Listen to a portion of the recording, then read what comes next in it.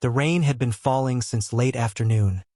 Steady, patient, the kind that soaks the world in silence. It filled the gutters, whispered through the leaves, and made the whole street shimmer beneath the dull glow of streetlights. I had been sitting by the window with a mug of half-cold tea, watching droplets chase each other down the glass, pretending I wasn't lonely. It had been 3 weeks since I moved here.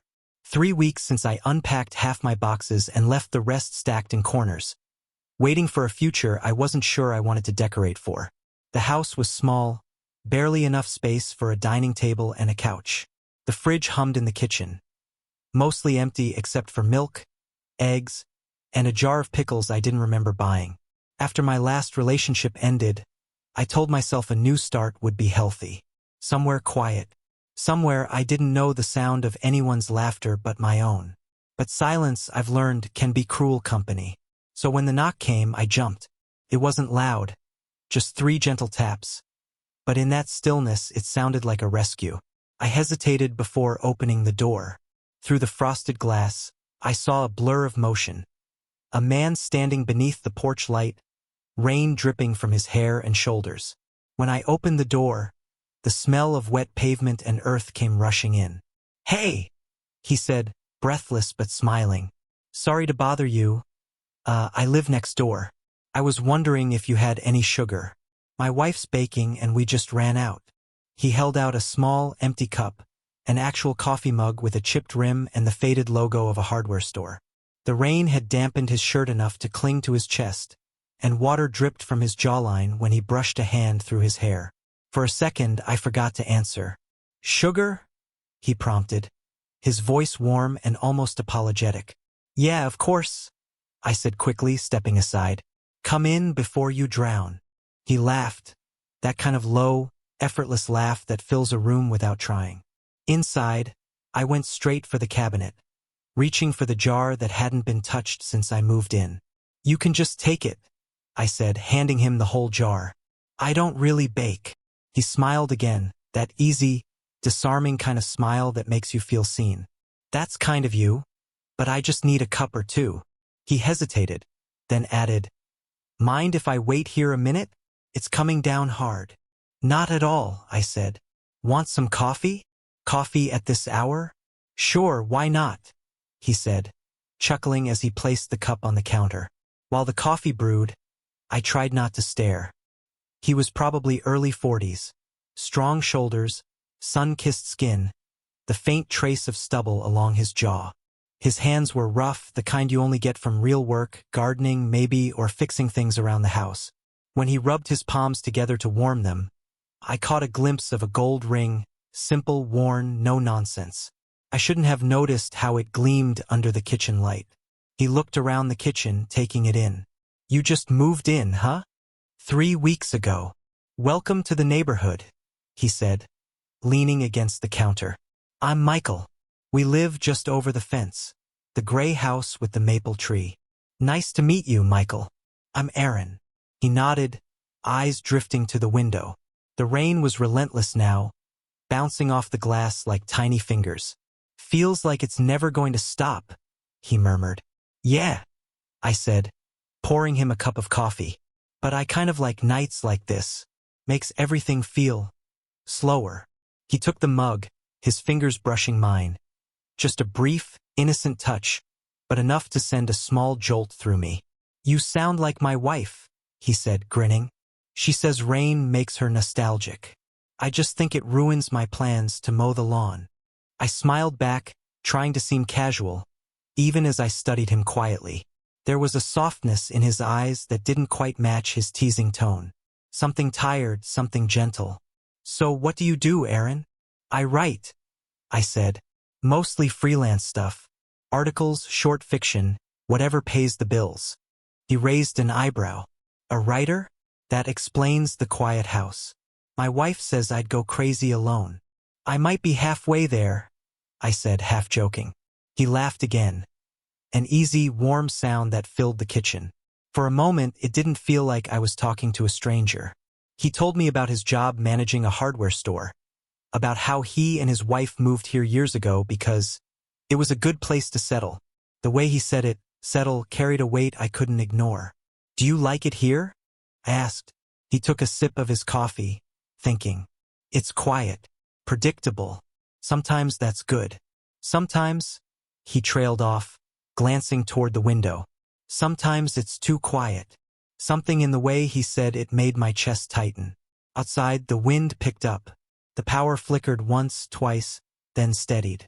I felt oddly aware of everything. The steady drip of water from his hair onto the tile, the faint smell of his aftershave, the warmth of the coffee between us. We talked for another 10 minutes, maybe 15. About small things, movies, local diners, the best time to mow the lawn before the sun hit. Ordinary talk that somehow felt extraordinary because of how easy it was. At one point, I caught him studying a framed photo on my counter. A shot of the ocean from a trip years ago. "You travel much?" he asked. "Not lately," I said. "Used to. These days it's just me and my car.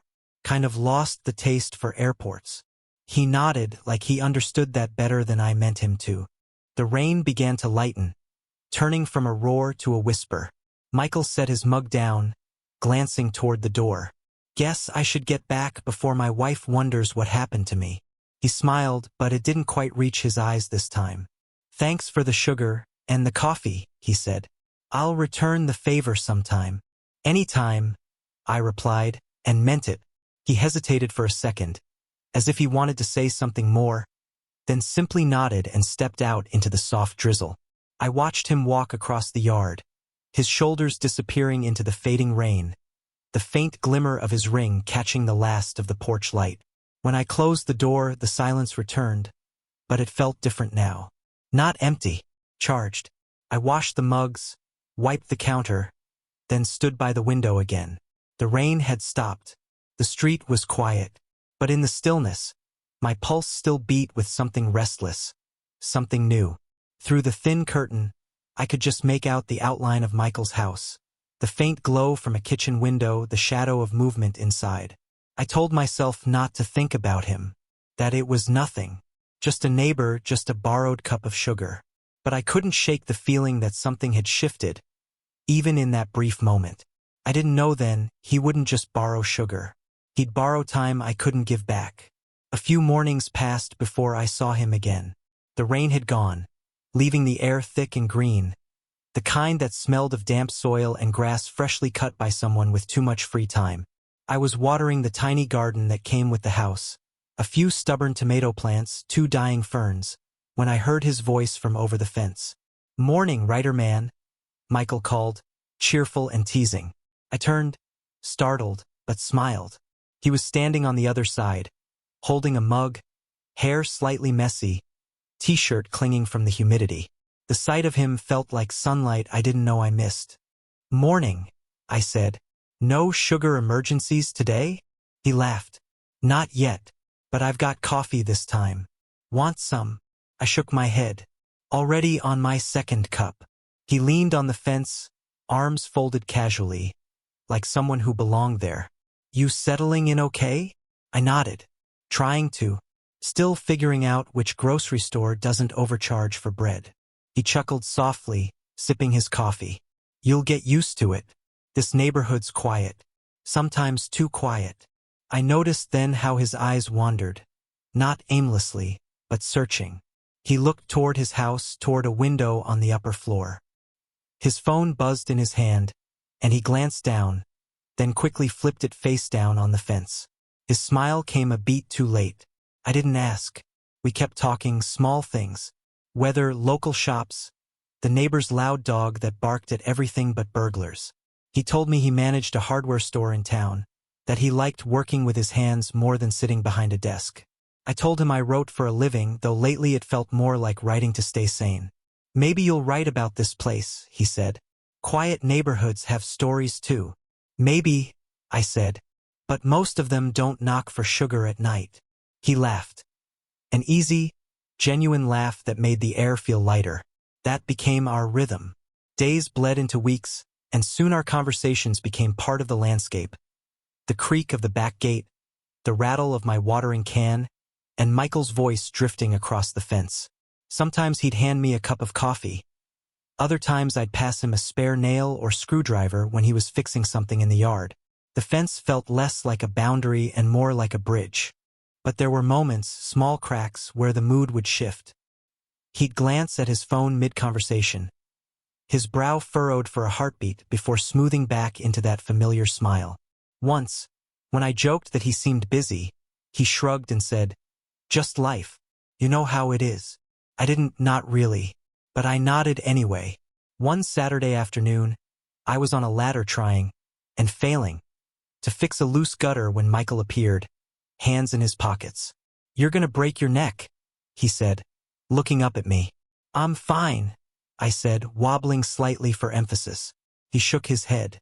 "Here, hold on."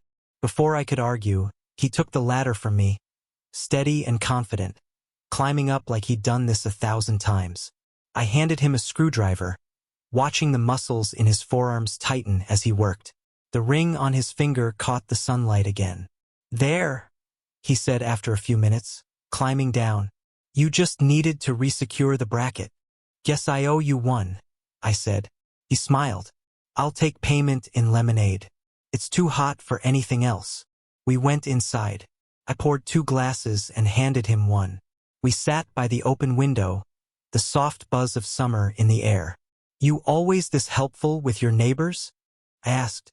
"Only the ones who look like they're about to fall off ladders," he said, smirking. He took a sip, then sighed.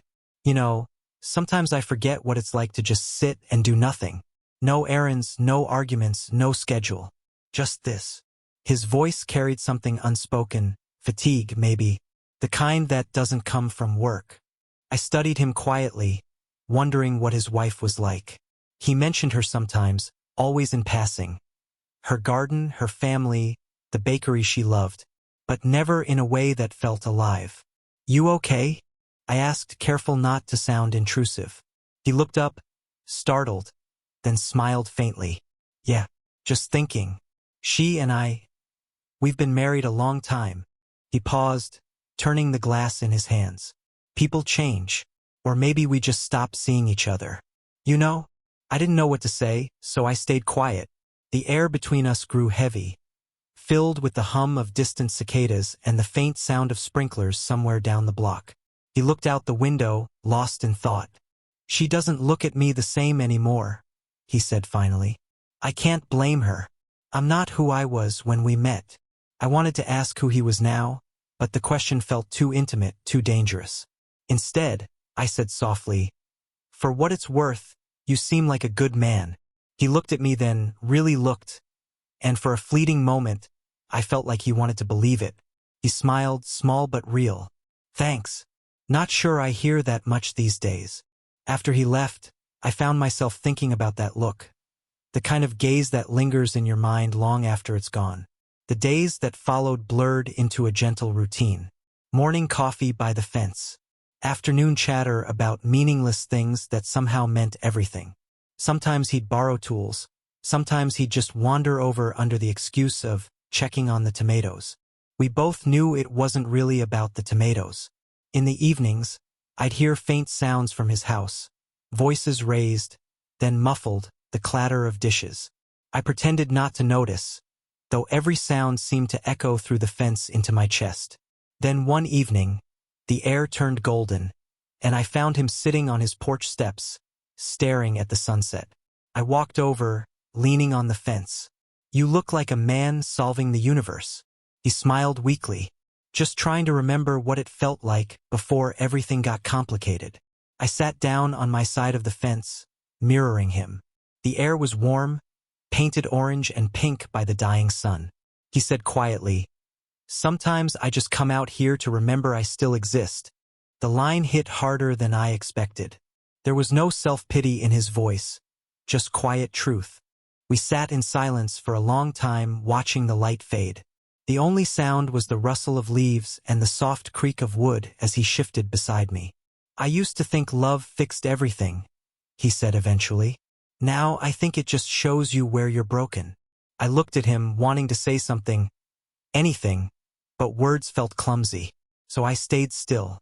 The porch light flickered on. He looked up, smiled softly, and said, "Guess I should head in." Long day tomorrow. He stood, brushing off his jeans. Good night, Aaron. Good night, Michael.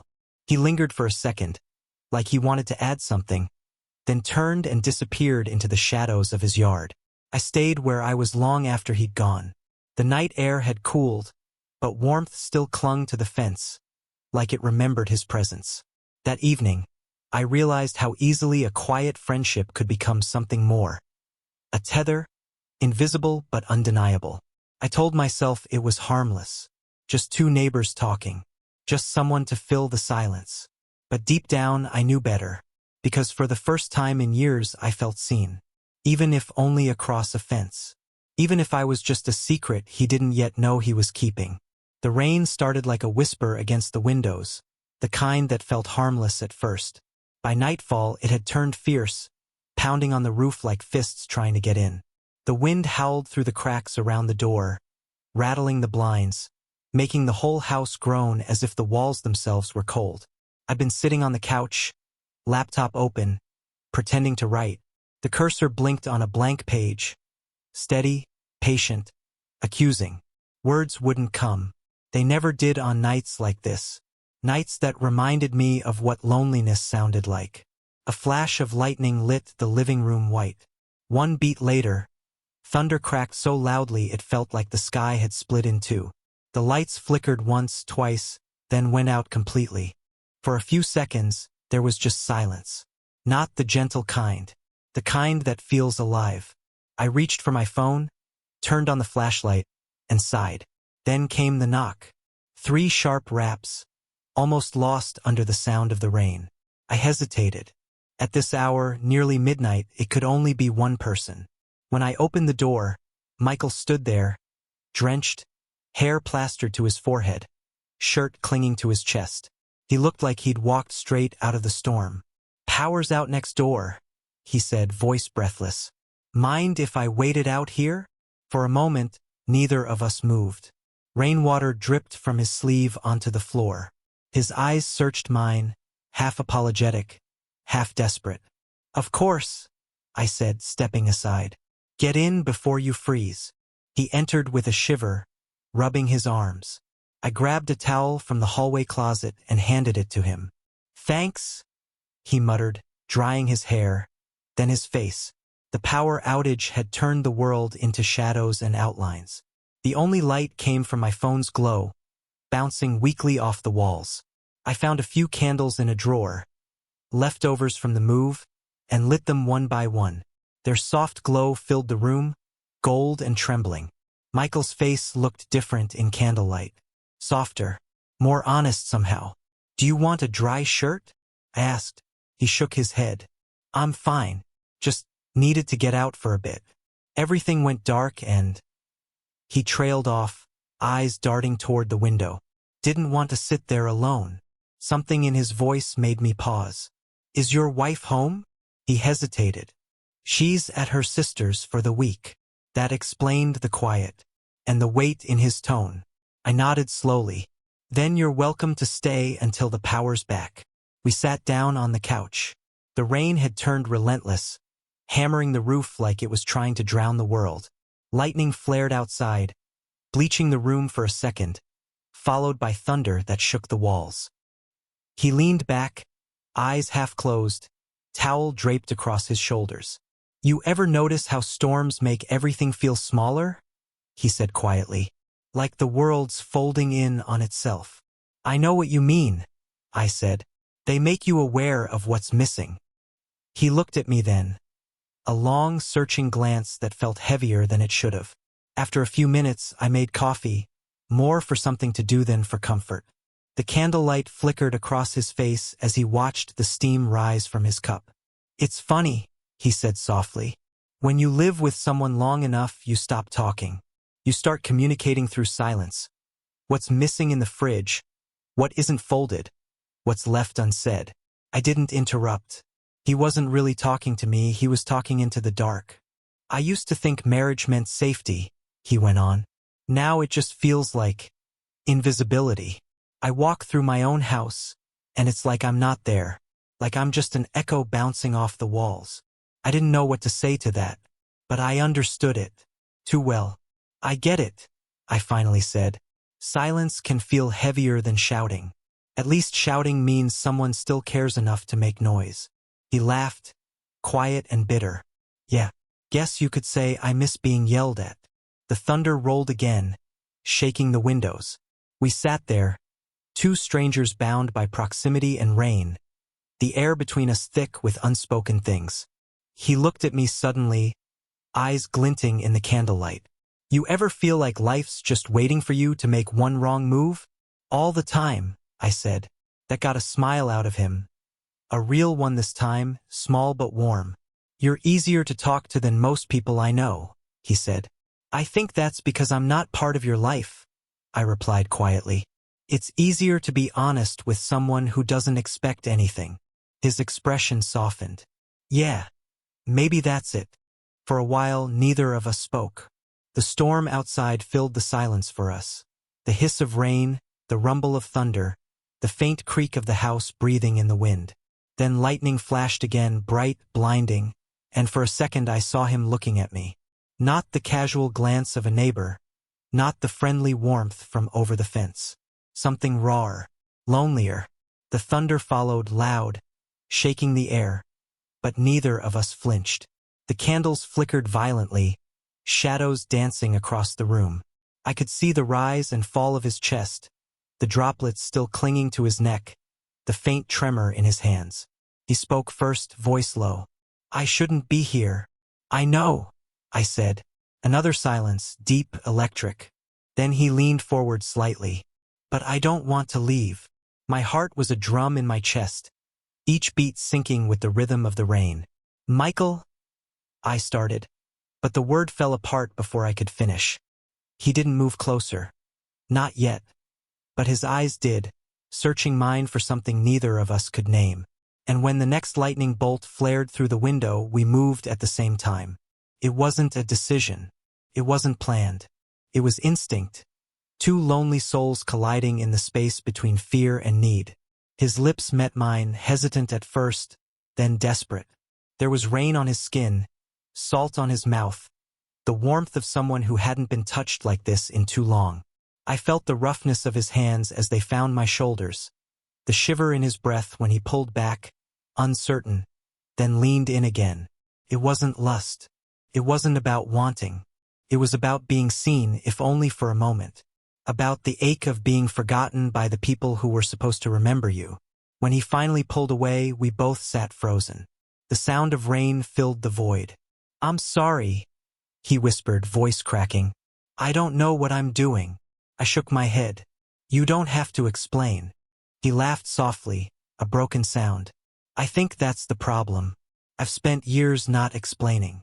We sat there until the candles burned low, both staring at the same wall, both pretending we could undo what had just happened. Sometime in the early hours, the storm began to fade. The thunder grew distant. The rain softened into mist. Michael stood, rubbing his face with both hands. I should go, he said quietly. Stay until it's light, I offered, though I already knew he wouldn't. He looked at me, eyes tired, voice shaking. I can't. At the door, he hesitated. The porch light across the yard had come back on, faint but steady. He glanced once over his shoulder. I'm sorry, he said again. I shouldn't have. Then he was gone, swallowed by the mist, footsteps fading into the wet pavement. I stood there long after, listening to the hum of the refrigerator as the power flickered back on, the faint buzz of life returning to normal. But it didn't feel normal. The air still held his scent. Rain and coffee and something human, fragile. I touched my lips once, just to be sure it had happened. Outside, the storm had passed. But it left something behind, something I couldn't wash away. The storm passed, but its echo stayed. Every night after, the sound of rain on the roof dragged me back to that moment. The warmth of his breath, the way his voice cracked when he said I'm sorry. Days turned into weeks. The sun came back. The lawns glistened green and ordinary again. But the fence between our houses stayed still. No laughter, no small talk, no clink of coffee mugs passed across the wood. Michael didn't come by anymore. The first few mornings, I caught myself glancing through the kitchen window, expecting to see him trimming the hedges or carrying his mug. I even watered my dying ferns just to have an excuse to be outside, to listen for his voice. But the only sounds that came were birds and sprinklers, mocking how quiet the world could be. He avoided me carefully, deliberately. I catch glimpses sometimes. His truck pulling into the driveway, his silhouette passing by the window. Once, I saw him take out the trash at dawn, moving like someone trying not to wake a sleeping world. Each sighting felt like a small wound, proof he still existed, but somewhere I wasn't allowed to reach. I told myself I deserved it. The guilt came in waves. Some nights I replayed everything, wondering where the line had blurred. Was it when we started talking over the fence? When I let him fix the gutter? Or when I didn't pull away fast enough in the dark? I told myself he kissed me first. But that didn't matter. I didn't stop him. I'd known he was married. I'd known he was lonely. I'd known I was too. And loneliness is a dangerous kind of hunger. Weeks bled together. The house began to feel smaller. I stopped writing. Every time I opened my laptop, all that came out were fragments, half sentences, thoughts I couldn't finish. So I started writing by hand instead, in a notebook I kept tucked in a drawer. Not stories, not essays, just letters. Letters to him. I never signed them, never dated them, just poured everything I couldn't say across the fence onto paper. You said you felt invisible. I saw you. You said you missed being known. I still know the sound of your voice when you lie. You said you were sorry. I am too, but for different reasons. Some nights I'd tear the pages out and burn them in a candle flame, watching the edges curl into ash. Other nights, I'd leave them folded inside the notebook, pressed flat like confessions between pages of a forgotten book. It didn't help. The ache stayed. One afternoon, while cleaning the kitchen, I found the jar of sugar sitting on the counter, still half full. The same one from that first night he came over, laughing under the rain. It was such an ordinary thing, but it hit harder than any memory. I stood there for a long time just staring at it. The granules clumped together from humidity, small crystals sticking to the glass. It was proof that something had happened here. Something real, even if it couldn't survive daylight. I almost threw it out, but I couldn't, so I left it where it was, a quiet reminder of something irreversible. Around that time, I started noticing his wife more. She left early most mornings, keys jangling, her hair tied back tight, her movements sharp. In the evenings, she'd return long after sunset, head down, no light in the kitchen until late. Maybe she knew, maybe she didn't, but the air around their house had changed. Felt tense, brittle, like the pause before something breaks. Once I saw them in their driveway talking or trying to. From where I stood, their voices were too low to catch, but their gestures told the story.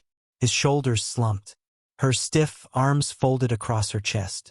Then she turned away, got into her car, and drove off. He stayed there a while, hands on his knees, staring at the ground. I closed my blinds and told myself it wasn't my business. But my pulse didn't agree. Nights were the worst. Sometimes I'd sit outside with a drink, staring at the fence under the porch light, waiting for something that wouldn't happen. The wood looked different now, colder, emptier. I thought about knocking on his door more than once. But what would I say? I miss you? I'm sorry? I can't sleep because you won't look at me anymore? Every version sounded selfish, so I stayed quiet. And in that quiet, everything about him got louder. The sound of his laugh, the way his hand brushed mine when passing a mug, the way his eyes softened when he talked about the parts of himself he'd forgotten. Memory has a cruel way of sharpening what it can't give back. One night, close to midnight, I caught the faint flicker of headlights through my blinds. A car parked in front of my house. Familiar shape, familiar dent in the rear bumper. His truck. I froze, standing just far enough from the window to stay hidden. The engine idled for a moment, then went quiet. He sat there, motionless. The street was empty, the rain just beginning to fall again, faint and rhythmic. I could see him through the windshield, head bowed, shoulders heavy. Even from a distance, I could tell his eyes were red. Whether from crying or exhaustion, I didn't know. For a full minute, I didn't breathe. Part of me wanted to go out there, to knock on the window, to ask if he was okay, to say all the things neither of us had been brave enough to. But another part of me, the part that knew what this had already cost him, stayed still. I watched as he finally started the engine again. The headlights washed over my porch for a second before he pulled away, slow and unsteady, disappearing into the night. When the sound of his truck faded, the silence that followed was unbearable. I sat on the edge of my bed, staring at the ceiling, listening to the storm grow heavier outside. There are some distances, I realized, that no amount of courage can cross. They're not measured in miles or fences or walls. They're measured in shame. And the worst part? I'd built mine myself. It had been nearly a month since I last saw him. The neighborhood moved on as if nothing had happened. Lawns trimmed. Kids biking down the street. Life carrying on in its quiet suburban rhythm. But I hadn't moved on. Not really. Then one overcast Saturday afternoon, I went to the grocery store. A simple errand that suddenly felt too heavy. The parking lot shimmered with heat after a brief drizzle, the air thick with humidity. I was loading a bag of groceries into the back seat when I heard a familiar sound, the low rumble of his truck engine. I froze. When I turned, there he was, Michael, stepping out of his truck a few spaces away. He looked thinner, older somehow. His shirt hung a little loose, his face pale beneath the gray sky. The kind of exhaustion you don't get from lack of sleep, but from carrying too much for too long. Our eyes met across the asphalt. For a moment, the world went still. No engines, no footsteps, no sound but the slow thud of my heart. He hesitated, one hand on the door, then closed it quietly and walked toward me. "Hey," he said softly. I swallowed hard. "Hey." He looked down, then up again, his voice unsteady. "Can we talk?" It wasn't a question that needed an answer. I just nodded. He gestured toward his truck. "Please." We sat inside, the air thick and unmoving. The faint scent of rain and stale coffee lingered in the cab. His hands rested on the steering wheel, fingers tapping nervously, the gold ring on his finger gone. He took a breath, deep and shaky. "I didn't plan to see you today," he said. "But maybe it's better this way." I said nothing, afraid that if I spoke, everything I'd been holding back would spill out all at once.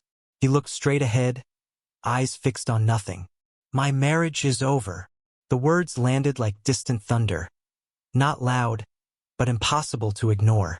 "She found out," he continued quietly. "Or maybe she always knew. Not about you specifically, just about me. About what I've been hiding from her. From myself." I watched him struggle for the right words, his voice cracking around the edges. "I've been staying with a friend, trying to figure things out. She told me to take whatever time I needed." He gave a short, hollow laugh. "Guess she didn't mean forever." I wanted to reach for him, but my hands stayed in my lap. "I'm sorry," I said finally. "That must have been hard." He nodded. "Yeah, hard, but maybe necessary." Rain began again, tapping lightly against the windshield, a sound too gentle for everything it carried. "I keep thinking about that night," he said. "About the storm. About you." My throat tightened. "Me?" He turned to me, then really turned, and for the first time I saw it. The guilt, the exhaustion, but also something else. Relief. "I didn't come to borrow sugar that night," he said quietly. "I came because I didn't want to go home." The silence that followed was heavy, almost holy. "I knew exactly what I was doing," he went on, "standing there, pretending I needed something simple.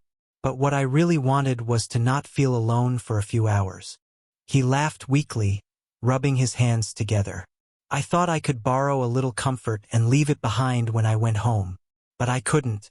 You got under my skin, into my head, into everything." The words cut deep, not because they hurt, but because they were true. I looked down at my hands, fingers trembling. "I think about you every day," I admitted. "I tried not to. I told myself it was just one night. But it wasn't, was it?" He shook his head slowly. "No, it wasn't. The rain grew steadier, painting thin rivers down the glass. He leaned back against the seat, exhaling hard. I've spent weeks trying to hate myself for it, for crossing that line, for what it cost her. But I can't regret it, not completely, because it reminded me I'm still capable of feeling something real. I finally looked at him, really looked.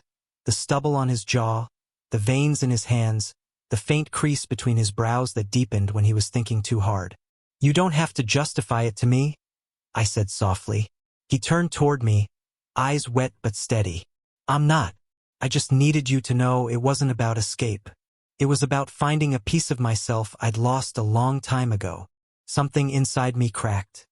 I reached out without thinking, laying my hand gently over his. He didn't pull away. His skin was cold, trembling slightly, but he gripped my fingers like he needed the reminder that he was still here, still real. No words passed between us for a long time. Outside, people came and went, pushing carts, carrying bags, oblivious to the small storm unfolding inside the parked truck. When he finally spoke again, his voice was low. I'm sorry for disappearing. I didn't know how to face you. Every time I thought about coming over, I'd freeze. Because I didn't know what I wanted you to say. I wouldn't have asked for anything, I said.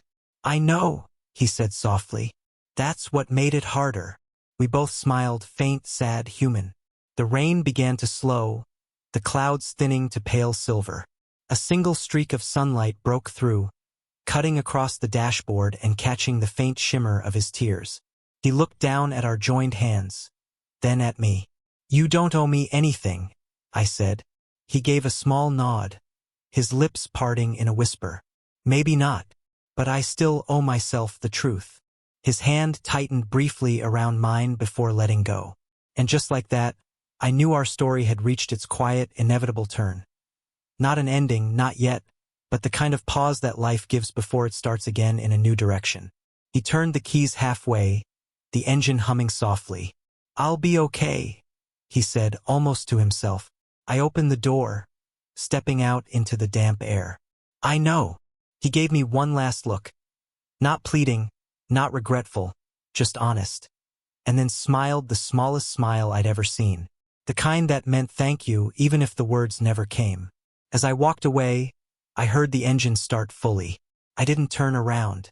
The sound of tires on wet pavement faded behind me, replaced by the slow rhythm of my own footsteps and the quiet realization that some confessions aren't meant to heal. They're meant to free. And somehow that was enough. Months passed like a slow exhale. The summer heat faded into early autumn, and the air carried that quiet chill that makes everything feel new again. The maples along our street began to turn amber, leaves scattering across the yards like forgotten letters. The neighborhood felt different now, quieter, softer. Or maybe I did. Michael's house had been repainted, the lawn trimmed, but it didn't hum with the same life anymore. I'd see the blinds half drawn, the porch light left on for no one. There was stillness there, the kind that comes after a long storm. Not ruin, just quiet. I'd spent the months learning how to live with that quiet. At first, I tried to fill it noise, errands, new routines. But eventually I stopped resisting and started writing again. Real writing. Not freelance pieces, not filler words for clients, but stories that bled truth.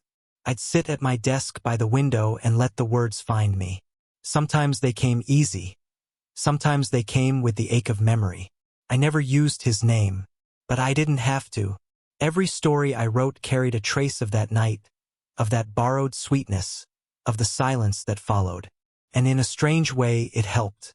The pain didn't vanish, but it became something else, something bearable, something honest. One afternoon in late November, while I was raking leaves, I saw a moving truck down the street. At first, I didn't think much of it until I saw him. Michael. He stood by the back of the truck, lifting boxes out with quiet focus, dressed in a worn jacket and jeans. There was no ring on his hand, no tension in his shoulders. Just a calm kind of exhaustion, the look of a man who's rebuilding from the ground up. For a moment, I froze. The rake slipped from my hand, hitting the ground with a dull thud. He looked up. Our eyes met across the distance, and time folded in on itself. The last time we'd spoken, it had been in the rain. Now, sunlight caught the corner of his face, turning the moment strangely gentle. He gave me a small, genuine smile. No wave, no words, just that look. A quiet acknowledgement of everything we'd been through and everything we'd survived. I smiled back, and that was enough. In the weeks that followed, I'd see him sometimes, walking to the corner store, sitting on his new porch with a book, talking to neighbors like he belonged here again, not as someone hiding, but as someone starting over. It didn't hurt to see him anymore, not the way it used to. Instead, it felt like watching a chapter close. One I had loved deeply, but knew better than to reopen. Life, as it always does, began to settle. I filled my days with words, quiet mornings, and small rituals. Coffee at sunrise, evening walks when the air turned gold. I learned to enjoy being alone again, not as a punishment but as a kind of freedom. Sometimes, though, I'd catch myself glancing toward his new place, half expecting to see him appear on the sidewalk. Old habits die slowly, especially the ones built on hope. Then, one mild afternoon in early spring, there was a knock at my door. I opened it to find him standing there. Not in rain, not trembling, not lost. Just Michael. He held out a small cup with a grin that reached his eyes this time. "Thought I'd return what I borrowed," he said. Inside the cup, sugar. For a second, I just stared at it, then laughed. Really laughed. "You remembered." He shrugged, that familiar boyish gesture still in him. "Took me long enough." "Come in," I said, stepping aside. The air inside smelled of coffee and faint vanilla from a candle I'd forgotten to blow out. He glanced around, smiling faintly. "Looks different," he said. "Feels different," I replied. We sat at the table, 2 mugs between us, the afternoon light stretching across the floor. Conversation came easy, gentle, ordinary. We talked about small things.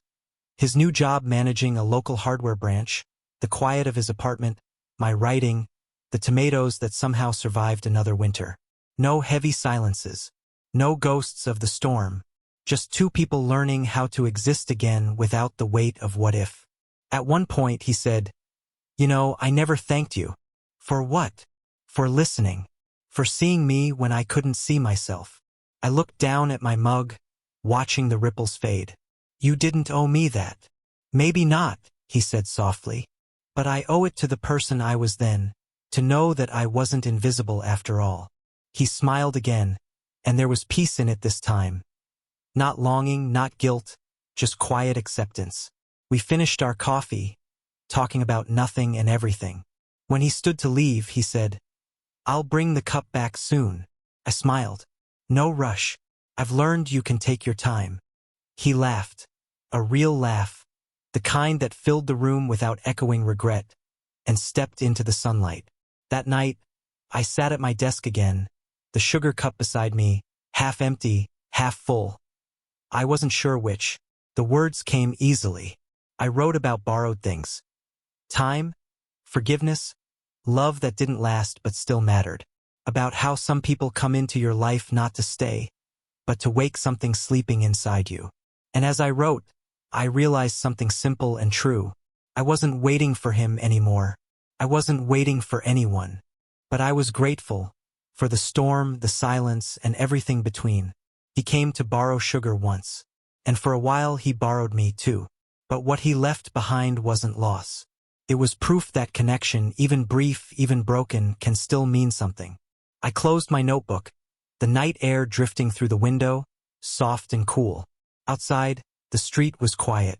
Somewhere down the block, a light flickered on in his apartment. I smiled to myself, sipping the last of my coffee, and whispered the line that had lived in my chest since the beginning. A truth now gentle instead of aching. We thought it was just one night, but some tastes don't fade, not even with time.